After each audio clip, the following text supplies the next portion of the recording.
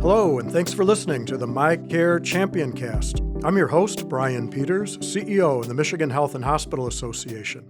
It's no secret that hospitals and employers across the state are facing many of the same pressures: rising healthcare costs, workforce shortages, and the challenge of staying competitive in an ever-changing climate. With this in mind, today's episode will take a temperature check on how healthcare costs are impacting Michigan's business community. Additionally, we'll explore shared goals and opportunities for alignment between hospitals, business leaders, and policymakers, especially as another election season approaches. I'm thrilled to be joined today by Jim Holcomb, CEO of the Michigan Chamber of Commerce, who leads a mission to help protect and strengthen Michigan businesses while advancing policies that foster a strong economy, vibrant communities, and opportunity for all Michiganders. As a lawyer and former legislative staffer, Jim has worked in and around Lansing's political circles for more than 3 decades. His experience spans senior positions in both the Michigan House and Senate, including serving as Chief of Staff to former Speaker of the House, Craig DeRoche. Since joining the Chamber in 2008, Jim has held several roles, including serving as Executive Vice President and General Counsel, along with leading the Michigan Chamber Litigation Center. He's a longtime friend of the MHA and a longtime friend of mine, and we're so grateful that he could be here with us today. Jim, welcome to the show. Brian, thank you so much for having me. Glad to be here. Look forward to the conversation. Well, let's kick things off by learning more about your journey. Jim, tell us a bit about your background, how you ended up at the Chamber, and how you moved into the CEO role. What's your why when it comes to all this? My why is loving the state. I'm born and bred in Michigan. I was raised here. I grew up in a small town, Milan, down in Washtenaw County. And I want Michigan to be the best they can. I want my kids to be able to live here. I want grandkids here. I want everyone to feel what I feel about the state. And when I grew up, it was always good. Everything doesn't work perfectly, but I so appreciated growing up in Michigan, and I want that back. I think we're slipping a little bit, but I think there are things that can be made to change. And I think if we all work collaboratively, it's going to get better. But my why for my job is I came to it kind of a roundabout way. I was at Central Michigan, thought I wanted to be a football coach or a sports broadcaster. Found that was pretty difficult. And then I made the decision I was either going to go into football coaching and be a graduate assistant at a college, or I was going to go to law school. Went to law school, did an internship at the Capitol, really enjoyed public policy work, and decided this is where I'm going to focus. So I worked full-time while I went to law school. I transferred to law schools, came here, took a job, and just really dug into the policy. And I think that's what makes Michigan work. I think it's where we can really make a lot of change. So I enjoyed it. Well, Jim, under your leadership, the Michigan Chamber year in and year out has been recognized as one of, if not the most effective advocacy organizations here in Lansing. Tell us a little more about the Chamber and your philosophy as a leader there that's led to this great success that you've had. Well, thank you for mentioning that. We're very proud of it. First and foremost, we're successful because we have great members and I have a great team. And my role at the Chamber, I came in as a lobbyist under Rich Studley, who was a longtime figure here, and he was a good mentor to me. Been at the Chamber 18 years now. I've done general counsel work. I've been the lead lobbyist. I've worked on a lot of policy issues. And now I've been the CEO and president for the last 4 years. My leadership style is really one of trying to make sure I'm helping all of my staff be the best they can be. I really believe that a leader is more about empowering others than dictating. I don't think a good leader is just somebody who bosses people around. It's not somebody with the title. It's somebody who says, how can I make you empowered and feel empowered to achieve greatness for you? Because if all of us individually achieve our optimal performance, the organization does better. Well said, Jim. And I've admired your leadership from our perspective at the MHA, and you've been great partners as well. Let's dive right into this affordability issue, Jim. It's clear to us that healthcare costs are top of mind for all Michiganders. Can you give us a temperature check on how this healthcare affordability issue is impacting your members, Michigan businesses, large and small, throughout the state? Well, on the thermometer, it'd be hot, hot, hot. It's, first and foremost, whether it's kitchen table economics for individuals or, business owners, is all my members, and I truly believe that businesses across the state, they're looking to be the best employer they can. They want to help their employees succeed. They want to give them a good life and help them be able to raise families, and healthcare costs are expensive. And it's certainly a challenge. We're seeing double-digit increases the last few years. There's a lot of different inputs into that, but it's something that keeps them up at night. Healthcare costs and talent attraction and retention are the two number one issues I hear daily, because it's fearful, because they feel like they don't have control. They aren't sure how to deal with it. And that's what really frightens them, because it's nothing that they can really do. And they don't want to lessen coverage. They don't want to put more burdens on their employees. And they're trying to figure out what is that balance. And so it's employers and employees working together to do the best they can. We said something that I think is really important for our listeners to understand, which is this American healthcare financing system that we have in place today was really born out of the post-World War II wage freeze, as you know, where employers couldn't raise wages, so they developed these new benefit programs, including health benefits. And that's translated today into the fact that most of our privately insured patients here in Michigan are insured through their employer-sponsored health plan. And I hear what you're saying. Your members want to do the right thing by their workforce. They want to provide good benefits, but it's becoming increasingly difficult, right? Yeah, no, it is increasingly difficult. And I think the hard part is they don't understand. The system, to me, is just we've built on and added on. It's like a mismatched house where we add a room and then add a closet and then maybe a garage. And throughout the last couple of decades, it's just changed to address immediate symptoms. And now we're at a point where I think we need to build a new house. And it's hard to do because we have so many stakeholders. And I think we're going to do it by collaboration. We're going to do it with transparency. And I think we do it by everyone, whether you're a hospital, where you're an employee, an employer, an insurance company, whoever, everyone who benefits or participates, we have to do it collaboratively. We have to understand that there are no silos that we can just retreat to and say, well, this benefits me, so that's all I care about. It's got to be, how do we design a system that not only helps people today, but could withstand the changes and the flexibility and technology changes of the future. You joined us recently for the Cranes Executive Insights Roundtable, which has been in the field now, out in print, and hopefully our listeners have seen that. But it was an opportunity, to your point, about collaborating. Let's talk with each other, not at each other. Absolutely. Right? Are you seeing around your membership, and you have a very diverse board, I understand, who represent all different sectors of the Michigan economy. Are you seeing an interest, a willingness to have that collaborative conversation? I understand people are upset. It's easy to throw rocks. Yeah. It's a little tougher to get in a room and talk with people. But are you seeing that willingness? Yeah, I do see it. And as you said, we're a very diverse membership. We have about 5,000 members and customers, all 83 counties, all industries, and everybody has their own perspective. And we're seeing it with healthcare and other issues. I think we've reached what feels like a crisis point in healthcare and in other issues where everyone's willing to try anything. And unfortunately, trying anything for some people is, okay, let's just have a rational conversation. To me, that should always be the first step. But political dysfunction and lack of civility across all society has led us to this throwing stones and tweeting at you and yelling at you and screaming about how whatever you're doing is harming me. I think we're finally at the point where we're getting more people who want to be a statesman on an issue, and they say, let's have a conversation and figure it out. And I think if we can get the right leaders in place, and Brian, you're a great leader in this area because you are a good listener, that's the first thing that I think leaders need to do. You learn more by listening, and let's react to somebody's perspective and deal with it transparently with facts and data and finding solutions, not just, hey, okay, let's fight, and I'm going to battle it out, and I can get more votes than you on a bill or in a certain policy perspective. Let's figure out what's needed, and we can only do that by working together. Absolutely. So I appreciate that. The Cranes event was a perfect example. Everybody around the table, nobody has the exact same perception. Nobody has the exact same situation they're dealing with, but we all have to agree on the same facts, and we've got to deal with data. We've got to do it openly. You mentioned the diversity of your membership, and I know there are hospitals and health systems and other healthcare-related organizations, insurance companies that are also engaged with the chamber. And to that end, can you talk a little bit about healthcare not only as a cost of doing business?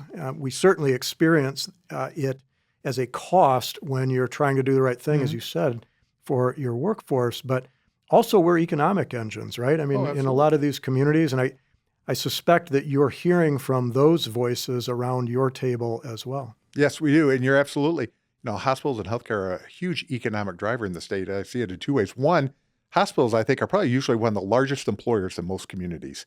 And also, a healthier population leads to more economic productivity. So the better healthcare we can provide to people, the more that we don't have people missing work, we don't have people underperforming. Healthcare is also on the forefront of all technology.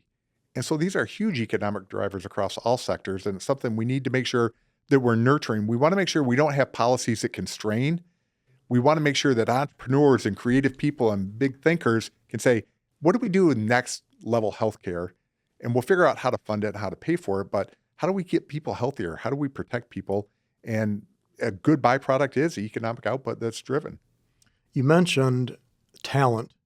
Let's talk a bit about that, because we know that in healthcare, the typical hospital, most of their cost of providing the care that they provide comes in the form of the labor that they need to attract and retain in order to care for our families and loved ones. So if you think about the chamber membership, I imagine that that challenge of talent attraction and retention has got to be top of mind as well, right? Oh, yeah, it's absolutely. As we talked earlier, that and healthcare costs are two of the biggest issues I hear. It's finding the right talent and being able to retain them. And that's where the overall economic vitality and prosperity of the state is so important. We need to be attracting people. We've been population stagnant or losing population for quite some time. We need to bring more people into Michigan, and we have to have an environment where people can thrive, where entrepreneurs feel like they're supportive, where they feel like free enterprise is celebrated, and we want everybody to succeed. We always have to have safety nets to take care of people, but we can't have tax structures or regulatory structures that constrain. And whether that's constraining how you're building something, how you're trying to create a new industry, we need to make sure that we're focused on the economics. If you have strong economics, you're going to have a strong population. So really creating a business-friendly environment that says to potential employers outside of our state, there's a welcome sign here. We want you to come.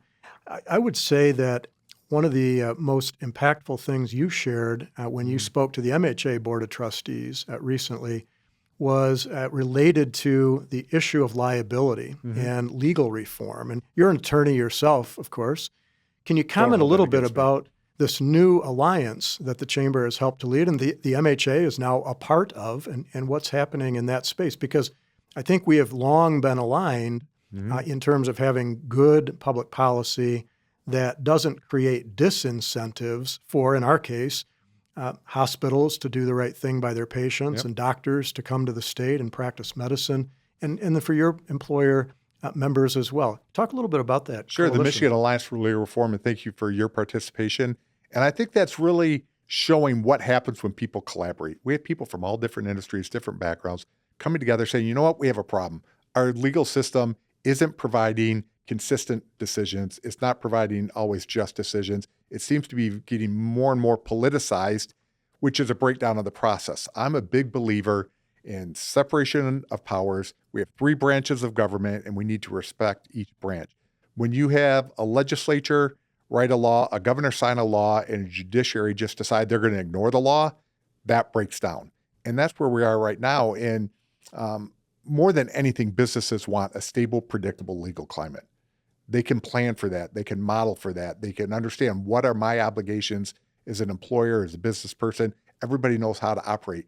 When you're constantly changing in the political whims of what's going on in society to say, well, I want this decision to feel good to people instead of what the law says on the paper, that's where we get into problems. And that's what we have now. I talk with many of my colleagues across the country, other state chamber CEOs, and they say that's one of the things they recruit against us with. They talk to businesses that they're trying to lure to their state instead of coming to Michigan and say, look at how the instability in the legal climate is, and you're going to have problems with that. We're stable here. And then you talk about other things. You talk about economic development incentives and tax structures and regulatory, but it all plays together. And if we have a judiciary that isn't respecting the separation of powers, that's where we get into trouble. So this is a great example of where the Chamber and your members, the MHA and our members, are on the same page and are collaborating in real time, because at the end of the day, if affordability is a serious issue for all Michiganders, this is one way to address that head on. The cost of medical liability certainly is a cost in the system that we need to control. Yeah, no, and it's been that way for far too long in Michigan. We seem to ebb and flow. Years ago with Governor Engler, we had a lot of medical malpractice liability reform because of what it was doing. We weren't able to attract the professionals to the state because they couldn't afford the insurance rates. And unfortunately, I'm hearing some of that in other practice groups now. We're starting to get to that point again. We need to be a welcoming state that protects people, but we also have to let people operate in good faith and understand what the rules are. And if they aren't acting in a way of high liability, we need to make sure that they aren't unjustly penalized. So having a predictable legal climate is important. What about the health status of the community? In other words, if you are a potential employer looking to locate in Michigan or perhaps expand your operations here in Michigan, are your members looking at the health status of the workforce that they are going to be employing and ultimately paying for? Is that a factor that you hear about? Oh, absolutely, because it's a cost driver. It's not only the health status, it's the education status, it's the ability to get proper health care, to help with people. All of that comes into, again, is Michigan a welcoming state? Have we created an ecosystem of economic vitality? And that all goes into that because they're all cost drivers. You may be able to limit one or impact another one, but they're all important drivers because there's usually not one specific issue that is a death knell for a company or an industry, but it's a compounding of problems. And these are all compounding, and so we need to start addressing them together. Absolutely. I think that's well said. Let's shift gears a bit, Jim, and talk a bit more about the chamber. What are you excited about from your perspective as you look forward over the course of the next year? It could be in the public policy and political arena, but it could be outside of that as well. You've got such a robust organization. What's exciting you these days? What's exciting me are some of the issues that's coming to the forefront. We're talking about healthcare. I think we are at a crisis level on many parts of that. And I'm excited that people are leaning in. And it's more than a campaign issue now. People are having conversations. You and your team do a great job of convening people. We're starting, I think, to make progress. It doesn't happen overnight, but people are taking it, okay, is a serious issue that they need to become more informed on. I'm also feeling that way about legal reform. I'm very excited about the Michigan Alliance for Legal Reform and the progress we're making there of people coming together saying, we need to make the system better. They aren't saying, I need this decision. They're saying, we need a better system because it's creating unpredictability. And I think if we can get our hands around a couple of those issues, we're going to make a lot of progress. But I'm always enthusiastic. I'm always optimistic. I'm excited for young people, again, getting engaged in the process and having their voice heard and leaning in and doing it not from a sense of emotional attachment to an issue of what they're wanting to say or a candidate, but what do they want Michigan to look like? I'm 58 years old and hopefully I have a lot of years left, but I want to know what the person who's 25, my kids are 22 and 24, what do you want Michigan to look like? What does it need to look like for you to live here and raise your family and be here? And I think we need to take everybody's perspective into account. Not that you agree, but that you have to validate that other people have good thoughts. Well, along those lines, Jim, every time I talk with a leader such as yourself, I almost feel as though I'm contractually obligated to ask about AI and the impact it's going to have for your member organizations, because it's top of mind right now, as you would imagine, in healthcare with all the potential impact. But how are you viewing AI at the Michigan Chamber? Right now, we're still, I could say, I'm personally still confused by it. I'm trying to figure out how to utilize it. I think that AI is going to make a lot of people a lot more efficient. I'm still wrestling with the notion, are we going to lose jobs or create jobs? I go back to when the internet was created and there was a big fear that we were going to wipe out jobs and all these things were going to go away. And I read economists and I talk to people on both sides and I get both perspectives and I just don't know where to come down yet. But my hope is that we utilize it for increased efficiency and utilize it like healthcare. I just got to believe, I can't imagine the breakthroughs that we'll have because of the computing power and AI and what can be seen as the future. But we do need to make sure that we're protecting society a little bit. I worry a lot about kids and I worry about what exposure they get when you hear these horror stories about kids having relationships with AI chatbots instead of a real person. That's That's scary for me. And they're so impressionable and they aren't fully formed in their thought process yet. I think we do need to have some protections around that. And we need to have protections around how is AI being used to either market or manipulate certain markets. Well, along those same lines, we have been told by the FBI that healthcare, in particular hospitals, are the number one target globally for cyber criminals. And this cyber criminal enterprise is effectively being turbocharged by AI. It is requiring our hospitals, in this case, to invest heavily in resources that can defend their operational capabilities and help protect both their own employees as well as their patients and visitors. And so I have to believe this is top of mind for your members as well, not just the AI element, but cybersecurity as well. Well, yeah, because they're worried about, am I doing things the right way? What's the cost to comply? What's the cost to protect my customers or my data and my employees? And a lot of them, they're still, I guess confused is the only word that really comes to mind, because they're trying to utilize it. They're trying to find out the best way, but there's so much information out there and everything is changing so quickly that they're trying to find their path. Well, Jim, thank you so much for joining me today and sharing all your valuable insight on affordability, workforce challenges, and how our hospitals and employers can work together to move Michigan forward.